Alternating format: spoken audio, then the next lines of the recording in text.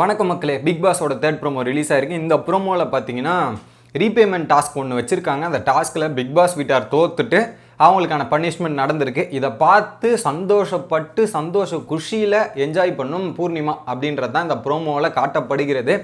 அதை தவிர்த்து எக்ஸ்ட்ரா ஒரு விஷயம் என்ன அப்படின்றது பார்த்தீங்கன்னா, ஆக்சிஜன் சிலிண்டர் டாஸ்கில் வந்து ஸ்மால் பாஸ் வீட்டார் தோற்றுருக்காங்க அப்படின்ற மாதிரி தான் நியூஸ் வருது. ஏன்னா அந்த தோற்றதால் தான் வைத்தறிச்சல்லாம் பேசுகிறாங்க அப்படின்ற மாதிரி எனக்கு தோணுது. பூர்ணிமா என்ன நடந்திருக்குன்னு பார்த்தீங்கன்னா, ரீபேமெண்ட் டாஸ்க் வந்து ஒரு கோட் ரெட் அப்படின்ற ஒரு டாஸ்க்கை வச்சுருக்காங்க.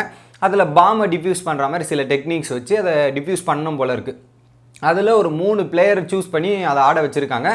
அந்த பாம்பை டிஃப்யூஸ் பண்ணுற மாதிரி ஆக்டிவிட்டி ஏரியாவில் வந்து ஒரு ரெட் கலர் ஏரியாவை செட் பண்ணி சூப்பராக வச்சுருக்காங்க. செட்டப்பே பயங்கரமாக இருக்குது. அதில் 3 பிளேயர் யார்னா ஐஷு, ஜோவிகா மற்றும் நிக்சன் போயிருக்காங்க. இவங்க 3 பேர் போயிருக்காங்க. அந்த பஸ்ஸில் போய் சால்வ் பண்ண முடியாமல் தோற்றுருக்காங்க. இதை தோற்றதை பார்த்தோன்னா ஒரு பக்கம் பூர்ணிமாவும் அக்ஷயும் செம்மையாக சிரிக்கிறாங்க.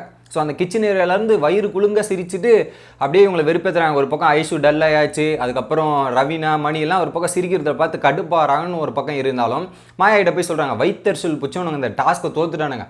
எவ்வளோ ஈஸியாக ஜெயிக்க வேண்டிய டாஸ்க் தெரியுமா, அதை கூட ஆட தெரியாமல் இப்படி தோத்துட்டு வரானுங்களே அப்படின்ற மாதிரி கமெண்ட் பண்ணுறாங்க பூர்ணிமா. என்ன அளவுக்கு ஒரு போன வாரம் நீங்கள் தோக்கும்போது இவங்க எதனா சொன்னாங்களா, நீங்கள் ஏன் அவ்வளோ காண்டில் இருக்கீங்க அந்த வீட்டு மேலே அப்படின்னு தெரியல. வந்ததுலேருந்து எதனா சம்பவம் செய்யணும் துடிச்சிட்டு இருந்த பூர்ணிமா எதுக்கு இந்த வேலை அப்படின்றது தெரில.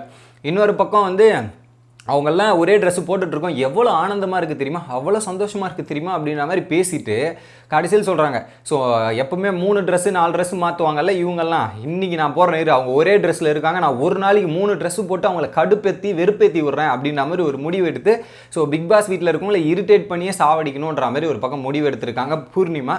இது வந்து நான் வன்மமாக தான் பார்க்குறேன். எனிவே அவங்க தோற்றுருக்காங்க, அதுக்கான பனிஷ்மெண்ட் அனுபவிக்கிறாங்க. நீங்கள் இங்கே வந்து இந்த வீட்டில் பனிஷ்மெண்ட் அடிக்கிறீங்க, இதில் எதுக்கு இவ்வளோ ஆனந்தம் அப்படின்றது எனக்கு தெரியல. தோத்தாங்கன்னா விட்டுருங்க, இதை வந்து சீரியஸாக எடுத்துகிட்டு இவ்வளோ தூரம் போக வேண்டிய அவசியம் இல்லை அப்படின்றது தான் என்னோட கருத்து.